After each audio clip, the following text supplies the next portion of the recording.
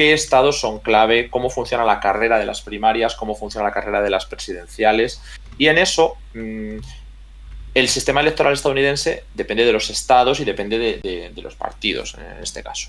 Se puede uno presentar como independiente, ¿no? Pero lo que importa es que el candidato consiga los delegados que reparte cada estado en el colegio electoral el mes de noviembre.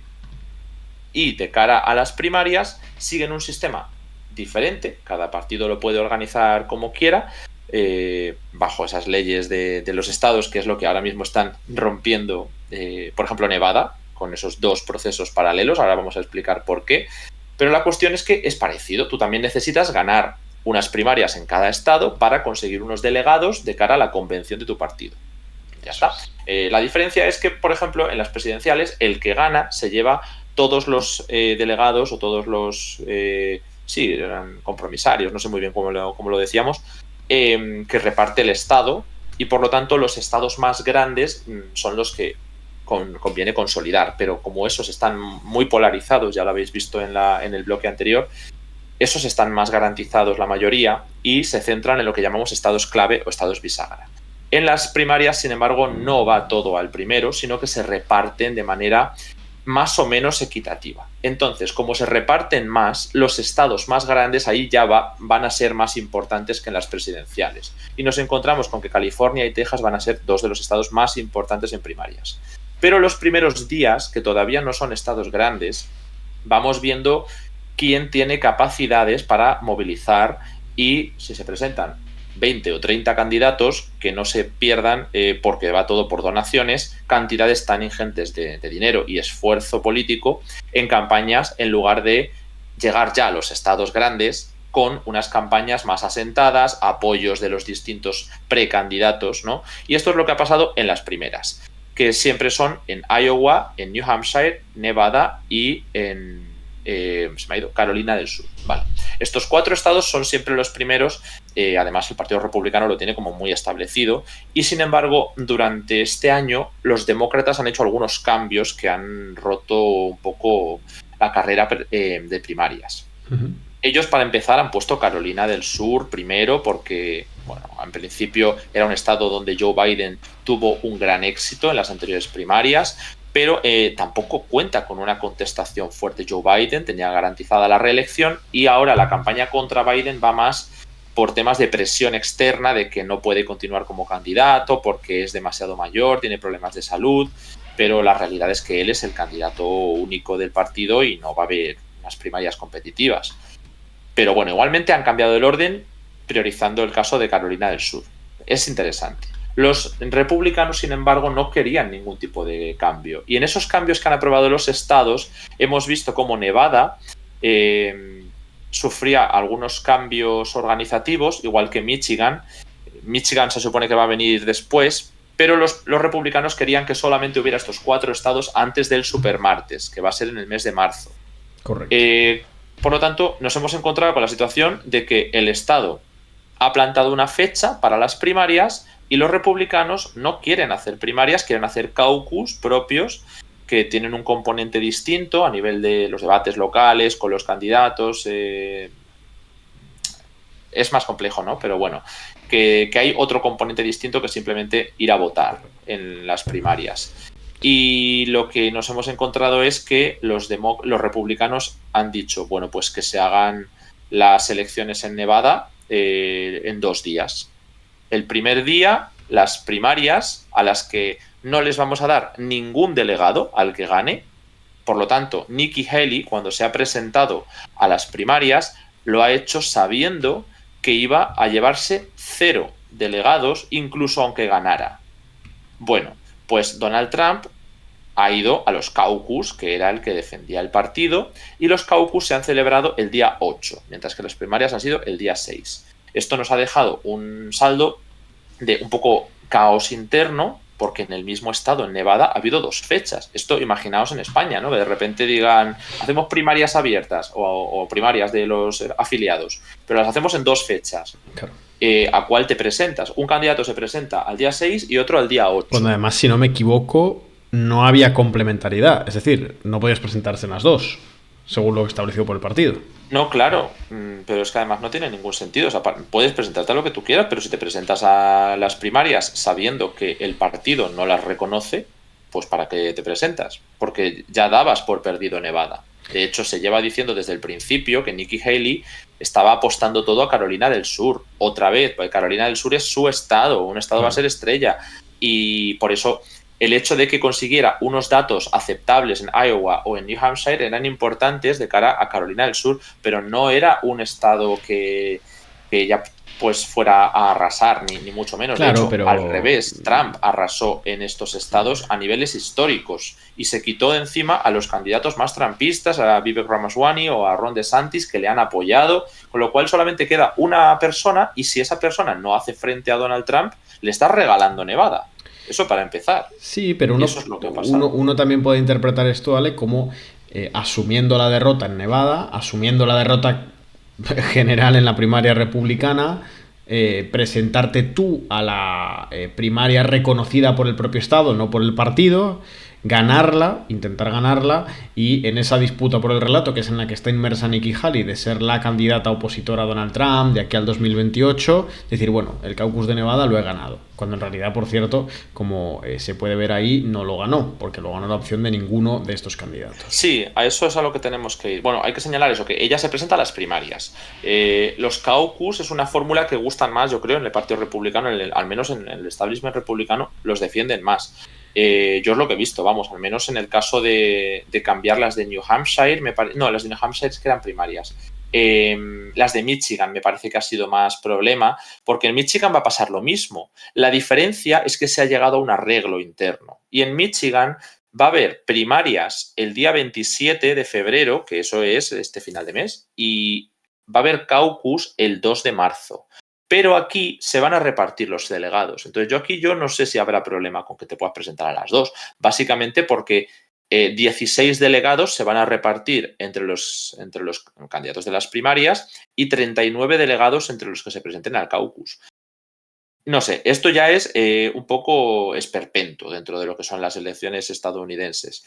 Pero yendo a lo que decías tú de Nevada, que también ha tenido dos, bueno, pues puedo entender que te presentes en Michigan a otra elección porque la otra también te da delegados. Pero que en Nevada te presentes a la otra elección, a la de las primarias, cuando no son reconocidas por tu partido y por lo tanto, aunque ganes, te vas a llevar 0 delegados, es claramente no querer ver cuál es el dato de confrontar con Trump en Nevada, porque te puede perjudicar de cara a Carolina del Sur y prefieres quedarte con los datos que estabas trayendo de New Hampshire. Entiendo que es más por ahí. Y luego está la cuestión, que es que se presenta contra la opción de ningún candidato y ha ganado ningún candidato. Pero hay otra forma que yo voy a añadir otra forma de ver que aunque no haya confrontación directa entre Nikki Haley y Donald Trump en Nevada, podemos saber cuánta gente les ha votado, porque tenemos los datos de voto directo, aunque el porcentaje, pues evidentemente Donald Trump tiene el 99% de los votos porque era el único candidato en su fecha, en los caucus, mientras que Nikki Haley tiene el 30% de los votos compitiendo contra la nada, porque la otra opción era ninguno de los otros candidatos. Y ninguno de los otros candidatos ha ganado las primarias de Nevada. No es la primera vez que pasa, creo que ya ocurrió en la etapa de Bush y no sé en cuál otra, me vais a perdonar. Pero ha ganado ninguno de los candidatos frente a Nikki Haley con un 63%. No significa realmente que ninguno de los candidatos sea la opción preferida, salvo que todos se hubieran presentado en la misma fecha. Puede ser que ese sea el voto de contestación de los trumpistas, yo no lo sé. Lo que sí es interesante, como digo, es el número de votos. Y entonces ya no hay que comparar un 30 con un 99, porque es ridículo plantearnos que Donald Trump hubiera sacado el 99% de los votos en Nevada si se hubiera enfrentado con Nikki Haley. Pero lo que sí podemos ver es que Donald Trump ha conseguido 60.000 votos y Nikki Haley ha conseguido 20.000, 24.000. Entonces, ahí nos damos cuenta de que es una cuestión de 2/3, 1/3 si contamos solo estos votos. No es un 99% real para Donald Trump. aunque sí en delegados, que se lleva el 100%. También se pueden permitir hacer este tipo de cosas porque son estados pequeños, ¿eh? Como digo, lo tenemos todo en el libro, ¿no? Pero los estados que más van a repartir pues van a ser los grandes, ¿no? Y por lo tanto, ahora mismo, por ejemplo, Donald Trump lleva 63 delegados en la carrera, pero es que necesita 1.200, ¿no? No es algo que vaya a cambiar por Nevada, salvo que esté luego ajustadísimo, ¿no? Nikki Haley no está jugando a ganar estas primarias, sino, como dice Edu, a consolidar su figura como alternativa en el Partido Republicano y de cara al futuro, porque Donald Trump no puede presentarse a un tercer mandato si ganara este segundo. Pero eso, que son, como decía, 20.000 votos para Nikki Haley, 60.000 votos para Donald Trump, que yo creo que es algo donde podemos comparar un poquito más, y otros 50.000 para ninguno de los candidatos. Pero yo insisto, no sabemos cuánto voto trumpista había en ninguno de los candidatos, ya que no estaba Donald Trump en la boleta.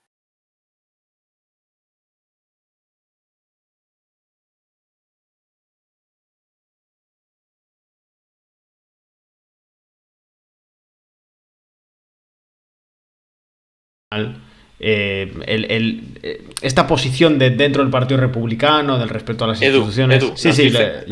Ya lo he corregido ya. Del respeto a las instituciones, de una postura que va. Uno nunca sabe cómo se va a desarrollar la política en Estados Unidos y en ningún país. Efectivamente, hoy el trumpismo es la fuerza de arrastre del Partido Republicano.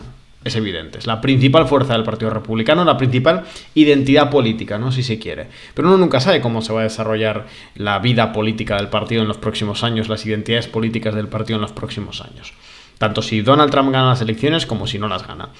Y el espacio del republicanismo clásico, del republicanismo no trumpista, del republicanismo institucional, pactista, si se quiere, ¿no? Lo podemos definir como queramos. Ese espacio va a estar ahí.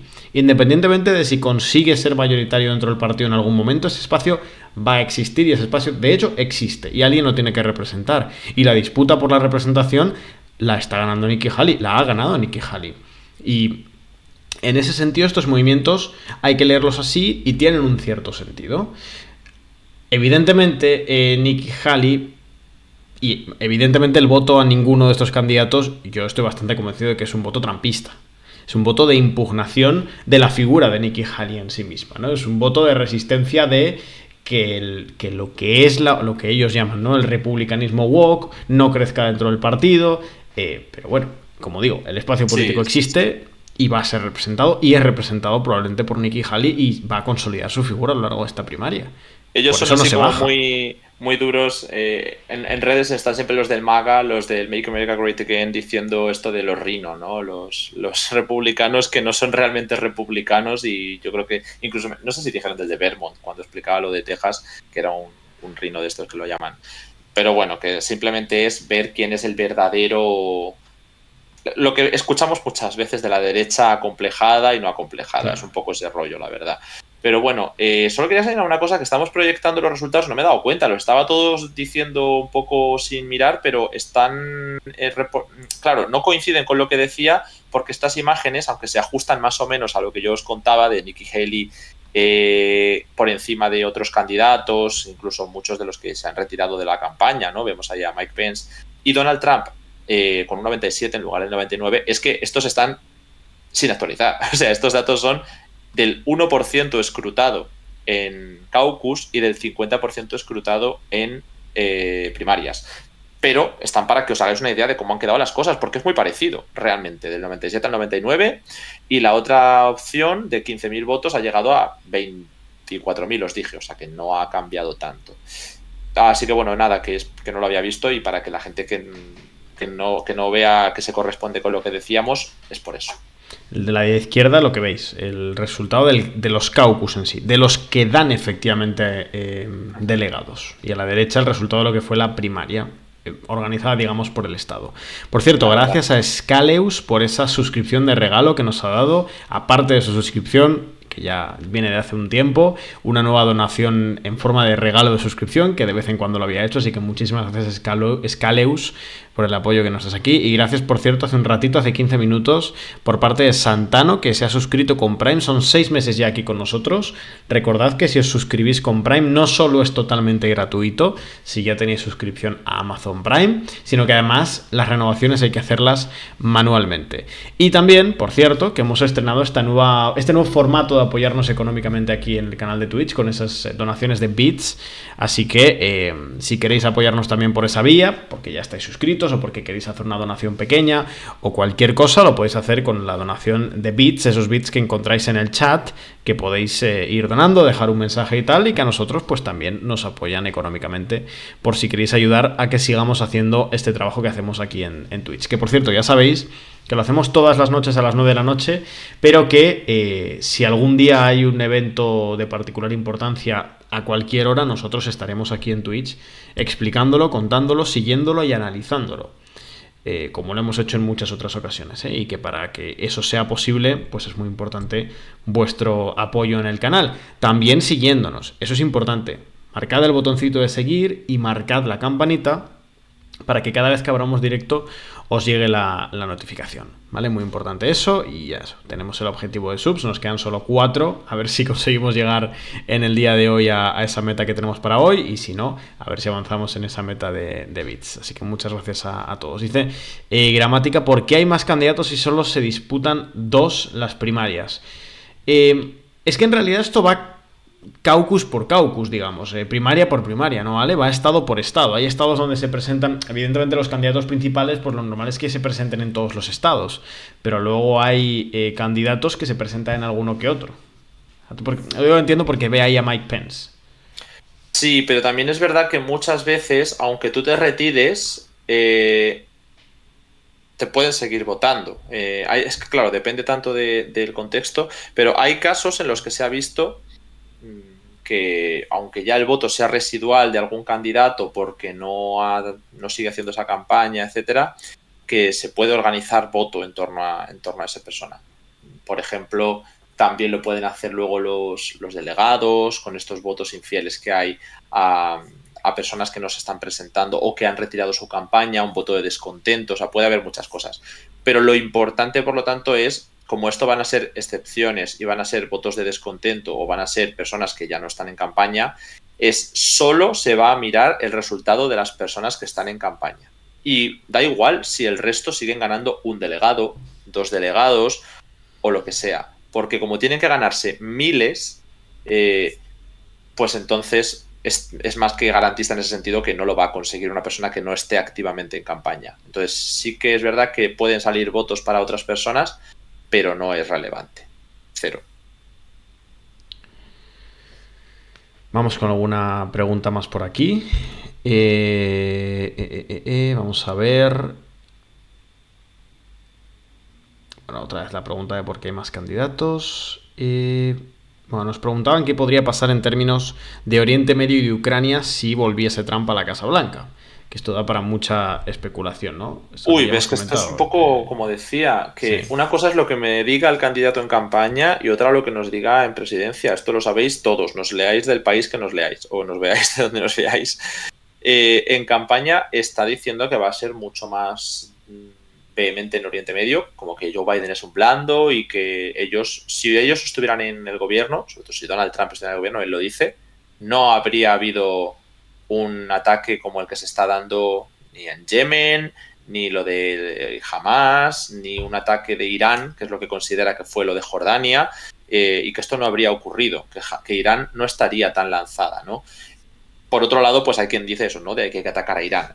Su respuesta es, bueno, como esto no habría pasado conmigo, pero que si yo estoy, ¿qué hacemos, no? Pues hacemos más dureza con Irán, volver a la política de contención total con Irán. Eso, al final, como os decíamos antes, es reafirmar los objetivos de Israel en la región. Los republicanos se adhieren mucho más a los objetivos de Israel. Sentó muy, muy mal en Israel que hubiera un acuerdo con Irán, el acuerdo nuclear, o que se fueran otra vez a negociar las cuestiones del acuerdo nuclear con Joe Biden, que Donald Trump lo había roto unilateralmente y que Joe Biden volviera a negociar con Irán no gustó. Entonces, este tipo de cosas es previsible que vuelvan a ocurrir. Ahora, eso es lo que dicen. Ahora, ¿qué van a hacer?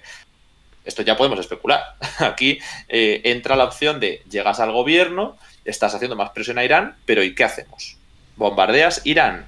¿Empiezas a meter más tropas en la región cuando Donald Trump era el que pedía la salida de las tropas de Irak?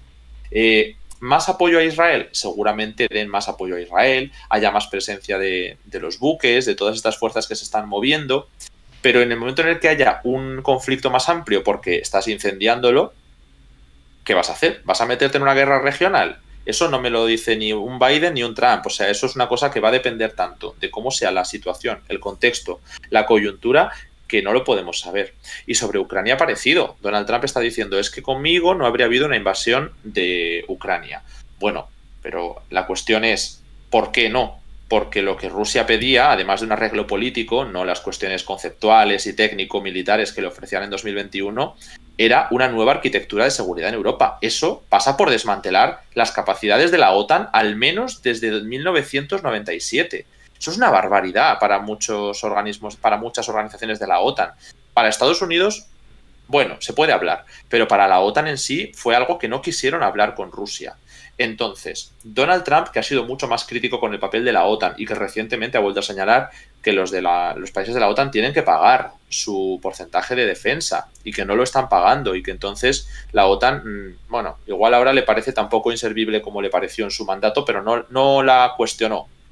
Entonces parece, según dice, que apoyaría más una negociación con Rusia para acabar esto en 2 días y que a la OTAN habría que apretarle las tuercas. Esto es lo que se escucha desde el sector de la campaña de Donald Trump. Pero insisto, esto es lo que dicen en campaña. Entonces, ahora, ¿qué hacemos cuando esté Donald Trump si está en la Casa Blanca? Pues lo que cabe esperar es que se intente hablar con Putin, como pasó también en 2016, pero luego no se llegó a una buena relación con Putin. De hecho, las relaciones se estrellaron bastante, igual que pasó con Kim Jong-un, que aquí seguro que nos puedes decir. Al principio fue como rupturista porque negoció lo innegociable, pero luego se llevaron fatal y planteó la guerra, igual que se había planteado antes. Bueno, pues la cuestión que cabe esperar es que si no se ofrece una arquitectura de seguridad para Europa a Rusia, cosa que sería un terremoto político en Europa, pues la guerra va a seguir. Y probablemente Donald Trump, con lo que hizo después del gobierno de Obama, que incrementó el envío de armas que se hacía a Ucrania, a la Ucrania del Maidán, en aquel momento, probablemente ahora viéramos a un Donald Trump que mande aún más armas que Joe Biden. Es algo que no lo sabemos, pero no me sorprendería viendo su primer mandato, como viene diciendo una cosa y como es muy complicado que le ofrezcas un acuerdo político a Rusia que funcione y que no desate las que se pueda liar en Ucrania internamente, pues que pueda tener una escalada nueva, ¿no? Estados Unidos. Son las posibilidades que hay. Ahora, yo no sé lo que va a pasar. Bueno, tenemos alguna preguntita más, por ejemplo una de Corea del Norte que me parece muy interesante sobre Trump. Ahora la respondo. Pero le quiero agradecer a David Villén, que ha donado 200 bits aquí en el canal. Os vamos a ser sinceros, la verdad es que todavía no nos hacemos con el cambio de divisa, el tipo de cambio bits de Twitch a euros, así que en cualquier caso no sabemos si has donado mucho, poco o normal, pero te lo agradecemos mucho porque has hecho que avance un poquito ahí ese objetivo que acabamos de poner para el mes de febrero, y el resto, pues muchas gracias por el apoyo. Y nos ponía por aquí, ¿dónde lo tenemos? Vamos a ver, si Trump gana... Dice Dab, ¿seguirá con el diálogo que empezó con Corea del Norte o será diferente? Bueno, es que el diálogo Trump-Corea del Norte fue más pose que otra cosa, efectivamente. O sea, fue una cuestión más de posicionamiento de política interna, de esta retórica que ha tenido Trump de que no había guerras durante su mandato y tal, ¿no? Va un poco por ahí. Sí. Pero que era mentira eso, o sea, claro que hubo guerras durante su mandato y casi desata guerras más gordas que las que, en décadas, pero es verdad que no hubo ninguna nueva. Sí, no, y además las decisiones de Trump con respecto, independientemente de que tenga una cierta independencia más con respecto, por ejemplo, a presión partidaria de lo que puede tener Biden, en general él está de acuerdo con la estrategia de presión a China en el Asia-Pacífico, y eso incluye seguir presionando a Corea del Norte como lo está haciendo Estados Unidos en los últimos 2 años, sobre todo desde la llegada de Yoon Suk-yeol al gobierno surcoreano. Entonces yo no creo que independientemente de la retórica, porque es que con Trump hay que separar mucho la retórica de la práctica. Es una cuestión que hay que tener muy en claro. Toda la política estadounidense en general hay que hacer esa separación, ¿no? Pero en la cuestión de Trump en Asia-Pacífico y con Corea del Norte, bueno, entre la retórica y la práctica hay un salto brutal. Les pregunta Uzuma que qué pasaría con los acuerdos de Abraham ante una llegada de Trump. No sé si tenemos... Pues es que los acuerdos de Abraham ya no dependen, me da igual, no da igual, pero que ya no dependen solo de Estados Unidos, depende de Israel. Y si Israel sigue erosionando su capital político internacional, me cuesta creer que vayan a romper esos acuerdos de Abraham. Son justo con países que no parece que vayan a romper, ninguno. Básicamente estamos hablando de Emiratos Árabes, Bahrein y Marruecos. También se suele meter ahí el tema de Sudán, Kosovo, pero fueron por otra línea. Yo me quedaría con esos tres. Si somos estrictos, son Emiratos y Bahrein. Y bueno, los que se están yendo un poquito de la línea son Arabia Saudí y Egipto, y aún así no se están yendo tanto, porque siguen manteniendo los contactos que se están manteniendo actualmente para soluciones, diplomacia. Egipto ha amenazado con muchas cosas, pero yo no me tomaría muy en serio las amenazas de Egipto, es mi opinión. Por ahora, puede que si en algún momento vemos a Egipto actuando de manera seria, es que se ha ido demasiado de madre la situación con Israel. Pero sobre los acuerdos de Abraham, a ver, Trump fue el artífice. Claro que quiere que haya acuerdos de Abraham, pero es que Joe Biden no ha estado en contra. Joe Biden los ha mantenido, ha intentado hasta promocionar que continúen con Arabia Saudí, que era un poco la misma línea de Donald Trump, pero con otro tono. O sea, es que no es algo solo de Estados Unidos. Depende tanto de que si de verdad Israel se lanza a una limpieza étnica, es que es imposible que Egipto pueda mantener la cordialidad al menos. Ya no digo que se vaya a declarar una guerra, pero si Egipto empieza en esa dinámica, me sorprendería mucho que Arabia Saudí no fuera detrás. Y si Arabia Saudí va detrás, me sorprendería mucho que Emiratos Árabes pudiera seguir con la boca cerrada. Me parece un poco complejo, pero no depende de las elecciones estadounidenses solamente. Y vamos a ver, nos pregunta también cómo mejorarían, bueno, cómo se desenvolverían las relaciones con Venezuela. Pues mal. Eso sí que lo tengo claro. Sí, sí. Porque a mí me parece un poco... yo no sé muy bien cómo lo ha conseguido, quizá por la coyuntura internacional, ¿no? Como Rusia ahora mismo está aislada de Occidente, vamos a decir, se busca petróleo en otras zonas. Y claro, Venezuela fue recibida con los brazos abiertos por Portugal, Francia, España y otros países que se peleaban un poco por salir en la foto en la cumbre esta que hicieron del clima en Egipto con Maduro. Maduro se le ha llegado a un acuerdo con la oposición, se le ha permitido ese acuerdo con la oposición que antes era boicoteado constantemente. Las negociaciones estas de México que ha habido, el intercambio de Alex Saab, el hecho de que Estados Unidos descongele algunas sanciones o que suelte un poco la presión sobre el gobierno de Maduro. Todo esto se ha conseguido durante 2023. Ha sido un año para Venezuela de florecer diplomático.